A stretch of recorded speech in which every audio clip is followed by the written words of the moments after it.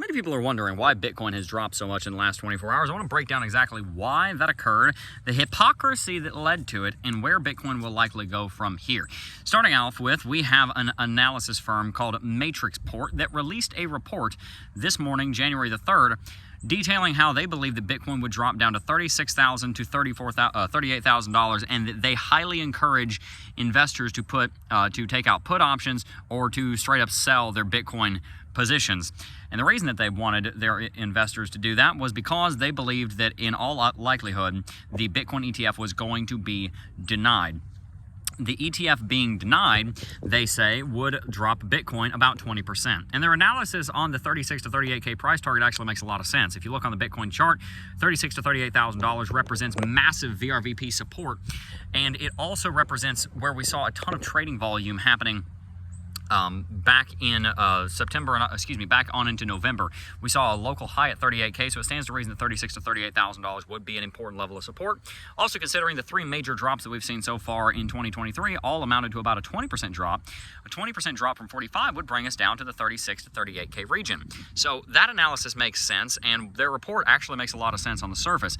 My concern is that the day before, they came out with a note urging investors to buy Bitcoin because Bitcoin would be at $50,000 by the weekend, and that they have to immediately take out buy positions in Bitcoin because of the rush of buying pressure because of the ETF hype.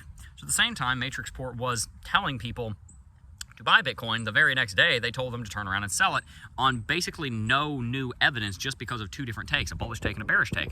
Now listen, as an analyst, it is very important for us to give the bullish take, the bearish take, and the neutral take. What we need to be very careful of is saying that we are certain that one is going to happen and saying for sure you need to go and do something. And at the same time, we also need to be very careful not to tell people to do two things at once. That's a big no-no, and that's the issue that we're running into right now. I wonder how many of the people that were in buy positions this morning before Bitcoin went through a $537 million long liquidation were in long positions because Matrixport themselves told them to go into those buy positions. So there's a bit of hypocrisy going on right now, and you want to be very careful with who you take your analysis from, and you also want to make sure that you're doing your thinking for yourself.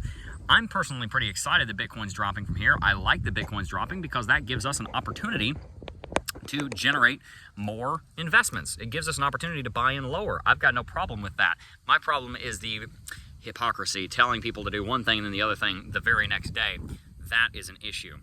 That being said, what can we do with this? Is the ETF actually coming, or is it going to be denied like Matrixport seems to think that is going to happen, at least today? Maybe tomorrow they'll be back on the boat. This is going to be approved.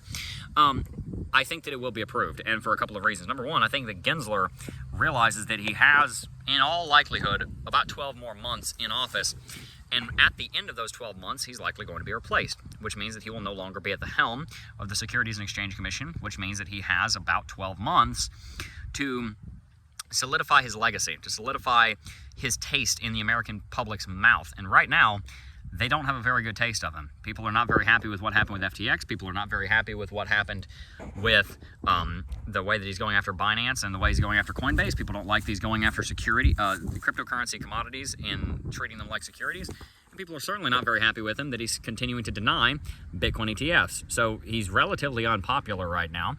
And I think he realizes that. And I think he realizes that he's got about a year to correct that. And one of the ways, pretty much the only way that he can correct that, is by approving the ETF, but then still kind of getting what he wants, in that he could have the ETFs approved, but he can make sure that they're approved in a way that he would like.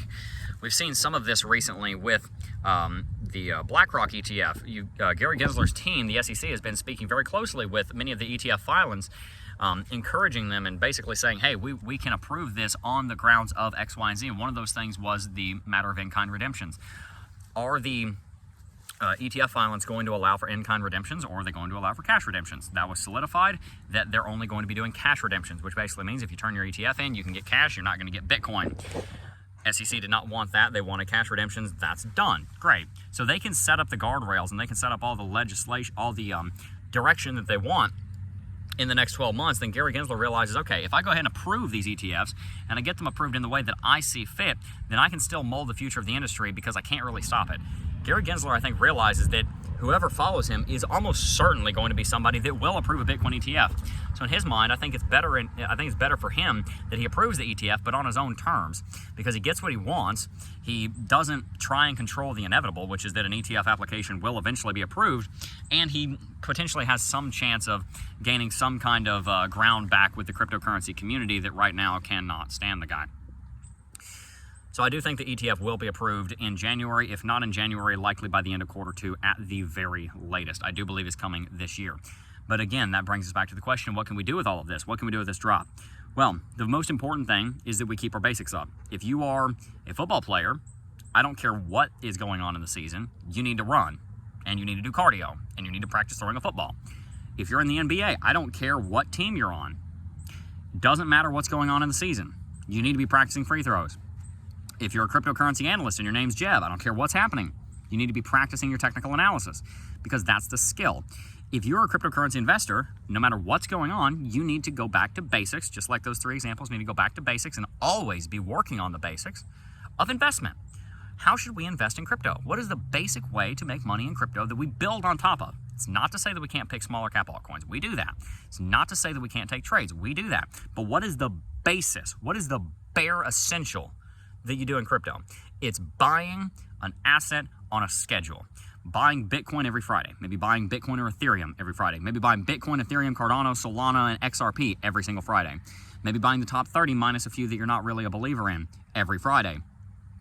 We want to be purchasing the market because we believe that there's going to be a large appreciative rally coming in the next 12 to 18 months, and we want to be doing that on a schedule with a system. We want our personal finances to be working in a system. We want our investment plan to be a system that runs itself, that we're not having to constantly think about every single week, and we want those investments to be safe.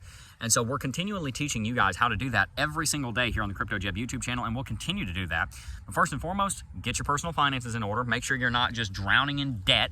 You know, there's a lot of people that have got $400,000 in debt, and they think a $100 investment in Dogecoin is going to stop that. No, that's not going to fix the bleeding. You cut the credit cards in half, and you need to stop with all the student loans or whatever it is that you're in massive debt with. But after you've got some kind of basis financially, then put some money into crypto every Friday.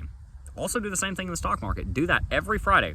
Build wealth through consistency and through a system, not through trying to get rich quick, not through gambling, not through trying to pick the right altcoin. You can do all of those things, but lay the foundation first. Don't go buying a bunch of altcoins if you have not bought Bitcoin.